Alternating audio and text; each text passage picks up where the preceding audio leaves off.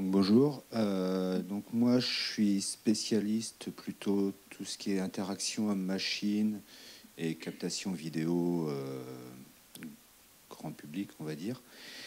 Je vais faire un petit bébin sur c'est pas grave, il tourne. Sur ce qu'on pour moi j'appelle la capture sans marqueur. Donc on fait de la captation de mouvement. Mais on ne va pas aller faire de la captation de mouvement comme c'est fait habituellement dans le cinéma avec des systèmes type Vicon, OptiTrack et tout ça, pour remplacer un acteur par un avatar. Là, c'est pas du tout notre objectif. Nous, notre objectif, c'est de faire de la capture de mouvement pour de l'interaction homme-machine. Et où là, quand quelqu'un veut interagir avec un système, comme ça a été le cas par exemple avec le Kinect de Microsoft, c'est l'utilisateur n'a pas envie d'avoir besoin de se mettre des capteurs sur lui pour qu'il soit capté dans l'environnement. Et donc notre objectif, on est parti d'un système où on s'est dit, bon, on veut que le système soit facilement utilisable et donc on va partir sur des systèmes grand public, donc un utilisateur qui est capté par une ou plusieurs caméras de type webcam par exemple. Et notre objectif, c'est vraiment de capter son interaction. Et donc, on n'a pas forcément besoin d'une précision comme on va avoir besoin pour remplacer l'acteur par un avatar. Tout ce qu'on a besoin de savoir, c'est sa main est à peu près à tel endroit et il désigne cet objet-là. Et si la main qu'on détecte est placée à 2-3 cm de là où elle serait détectée avec un système Vicon, c'est pas grave, tant que l'interaction est là et que le système est réactif du point de vue de l'utilisateur. Et donc, dans le cadre du projet Prévise, on est parti du fait que là, on a travaillé sur de l'interaction et de la répétition d'acteurs.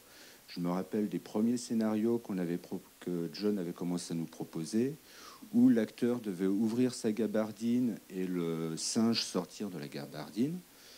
Et où là, l'idée, c'était de pouvoir capter ce mouvement de j'ouvre la gabardine et d'avoir le singe qui est bien positionné et qui sort de la gabardine, avec une captation sans marqueur pour justement ne pas avoir, par exemple en post-prod, besoin de supprimer les marqueurs du flux vidéo. Un des deuxièmes scénarios, c'était où il y avait un des animaux qui était sur l'épaule de l'acteur, et où l'acteur devait le nourrir avec des cacahuètes et donc amener les cacahuètes auprès dans la gueule de... Alors, je ne sais plus si c'était le singe. C'était un perroquet, voilà, oui, parce que dans la gueule du tigron, c'est un peu chaud. Et donc, là, de placer l'animal virtuel sur l'épaule de l'acteur, c'est faisable, par exemple, avec le depth compositing, comme ça a été présenté avant, si la caméra filme cette épaule-là.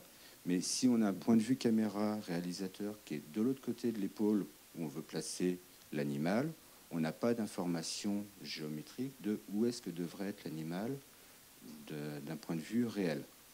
Et donc l'idée, là, c'est de partir sur un système décorrélé de la caméra réalisateur, donc plusieurs caméras placées dans l'environnement qui filment la personne.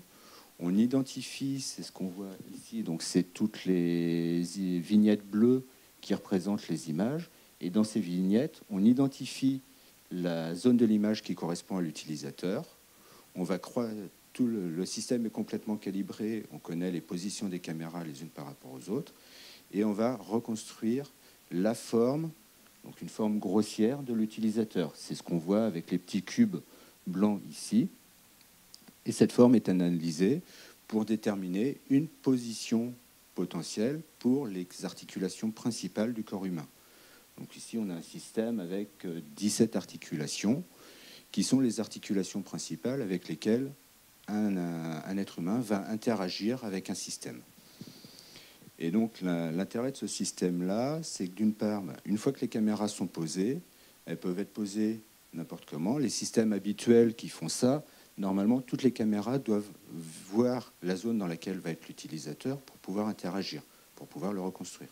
Là, on a un système qui va aller chercher les informations sur les caméras qui disposent de l'information. Et donc, par exemple, quand on va vouloir faire de la capture dans un couloir, on va pouvoir disposer les caméras parallèlement les unes aux autres le long du couloir, avec quelques caméras maîtresses qui filment l'ensemble de la scène.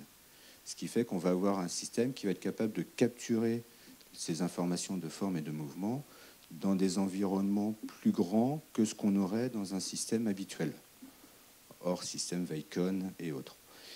Et l'intérêt, c'est qu'une fois que le système est placé, on n'a plus besoin d'intervention d'un technicien. C'est la personne vient devant le système et celui-ci s'initialise tout seul en détectant que c'est une personne qui arrive devant le système. Donc là, d'un point de vue chiffre, donc on voit là, on est capable de capturer. Alors ici, c'est pas vraiment une capture réelle, c'est un jeu de données virtuel qu'on a rejoué avec des caméras virtuelles et on a fourni les flux de vidéo dans le système de reconstruction parce qu'on a trouvé personne qui était capable de faire ces mouvements-là et surtout d'avoir la salle pour les faire. Et donc là, c'est vraiment le système de capture qui tourne en temps réel. Et on tourne donc sur la reconstruction, on a une précision de 2-3 cm sur la forme de la personne. Et on tourne alors c'était à l'époque sur les machines d'il y a 4-5 ans, on tournait à 200 reconstructions et captures de mouvement par seconde. Donc en virtuel. Et sur des jeux de données réelles, on est limité à la capture de la caméra qui filme la personne, donc du 60 images secondes sur des flux HD sur les caméras, sur les webcams actuelles.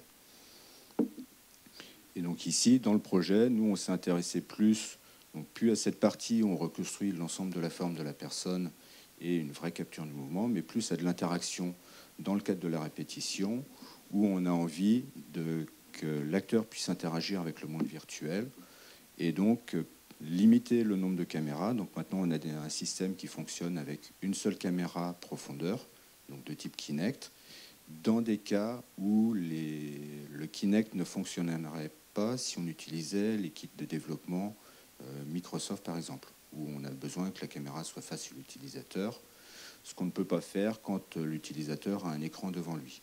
Donc les caméras vont être placées de manière plongeante sur l'utilisateur. Et dans ce cas-là, on est obligé d'adapter les algorithmes pour pouvoir détecter la position des articulations.